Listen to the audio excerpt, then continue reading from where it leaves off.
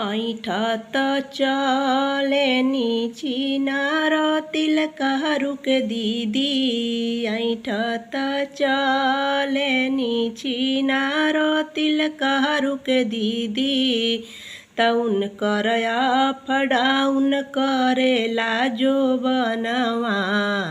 हाय सिया राम के भजो अभय फडाउन करेला जो बनवा। हाय सिया राम के भजो। दिन दुपहरिया में घूमे नी बजरिया बजरिया। त दिन दुपहरिया में घूमे नी बजरिया बजरिया। त नजर लड़ी गईल बैंक के मैनेजर से। हाय सिया राम के भजो। त नजर लड़ी गईल बैंक के मैनेजर से। हाय सिया राम के भजो। ऐठत चले छिनारो समधि के दीदी। ऐठत चले छिनारो समधि के दीदी। तउन कर फडाउन करेला जो बनवा। हाय सिया राम के भजो। तउन कर फडाउन करेला जो बनवा। हाय सिया राम के भजो। त दिन दुपहरिया में घूमे नी बगैचा बगैचा।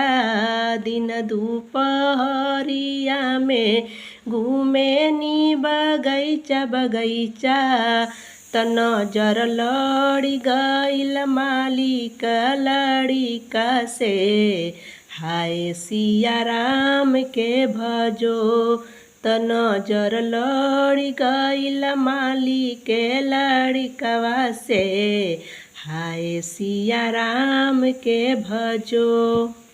ऐठत चले छिनारो पंडित के दीदी।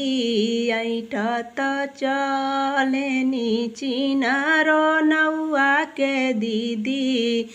तउन कर फडाउन करेला जो बनवा।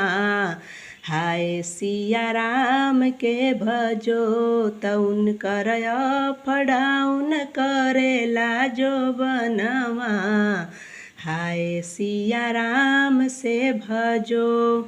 त दिन दुपहरिया में घूमे नी कुआना के घाटे। त दिन दुपहरिया में घूमे नी कुआना के घाटे।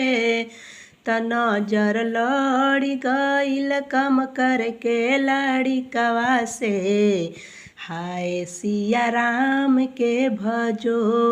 त नजर लड़ी गईल कम करके लड़िकवा से। हाय सिया राम के भजो। ऐठत चले छिनारो तिलक उनका बहिना। ऐठत चले छिनारो तिलक के दीदी। तउन कर फडाउन करेला जो बनवा। हाय सिया राम के भजो। तउन कर फडाउन करेला जो बनवा। हाय सिया राम के भजो।